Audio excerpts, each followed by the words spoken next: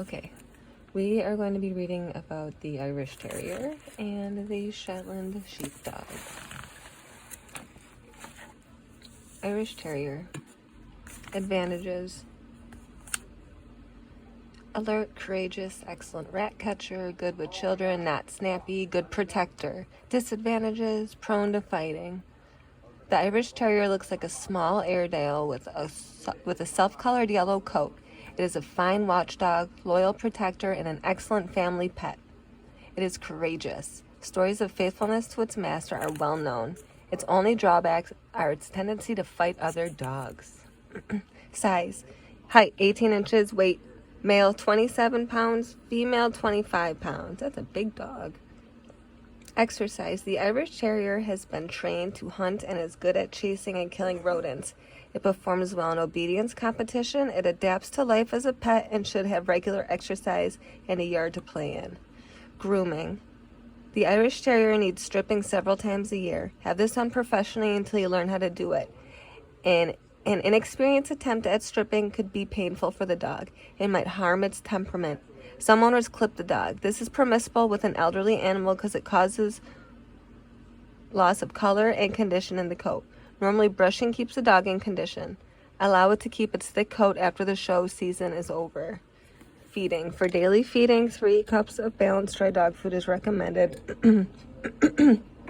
Some dogs may prefer a half cup water mixed with each cup of dog food and canned dog food for flavor. Origin and history. The Irish Terrier was established in Ireland before the arrival of St. Patrick. Some say it is a smaller version of the Irish Wolfhound. The relationship seems remote. It is more likely the Irish Terrier is a descendant of the black and tan wire hair terriers used to hunt fox in Britain for more than 200 years. Studies of Welsh and Lakeland Terriers show a similarity between the breeds. It seems that they have a black and tan terrier as a common ancestor. In the area around the County Cork, Ireland, a large Wheaten Terrier existed that could have been the forerunner of the Irish Terrier. Standard breeding of the Irish Terrier did not take place until 1879.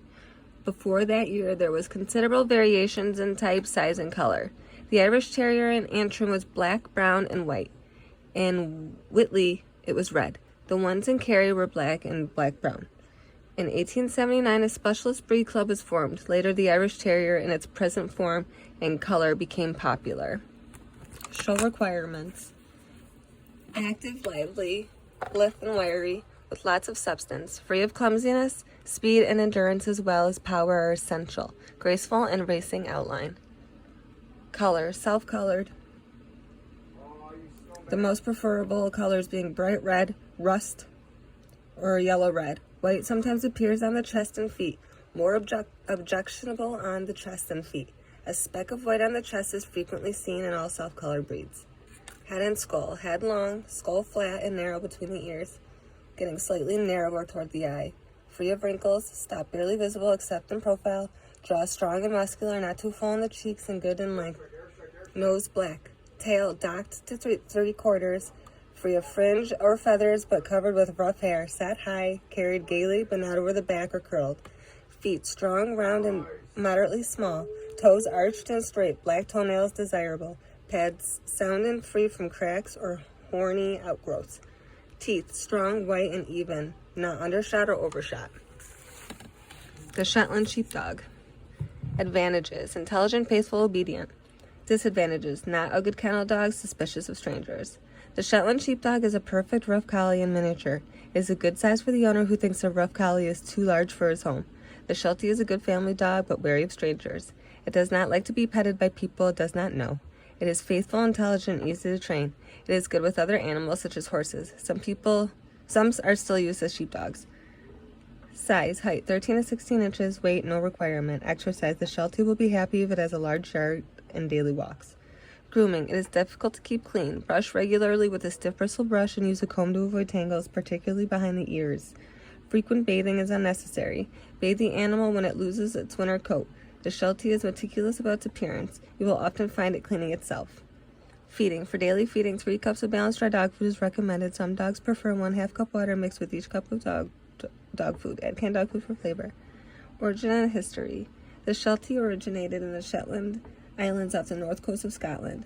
The island is also famous for the Shetland ponies. Both have been bred with thick coats to protect them against the harsh climate.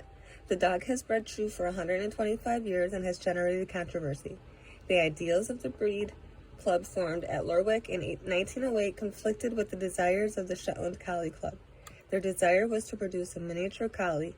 Agreement was reached in 1914 when the English Shetland Sheepdog Club was formed. The shelter received a separate classification. Today, the breed's popularity is universal. Show requirements: general appearance, intelligent and alert. Action is lithe and graceful with great speed and jumping power.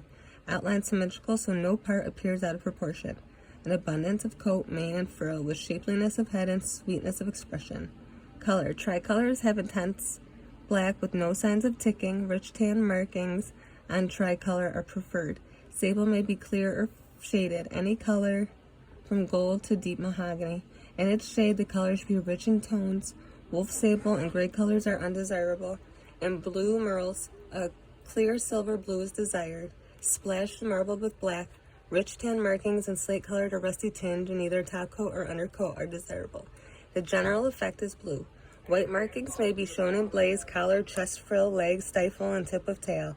Tan markings may be shown on eyebrows, cheeks, legs, stifles, and undertail. Nose black. Head and skull. Head refined. When viewed from the top or side, it is a long, blunt wedge tapering from the ear to the nose. The width of the skull depends on the combined length of skull and muzzle. The whole must be considered in connection with the size of the dog. Tail set on low tapered bone must reach out at least to the hock joint with abundant hair and slight upward sweep. Feet oval, soles padded, toes arched and close together. Teeth scissor or level bite. Teeth evenly spaced.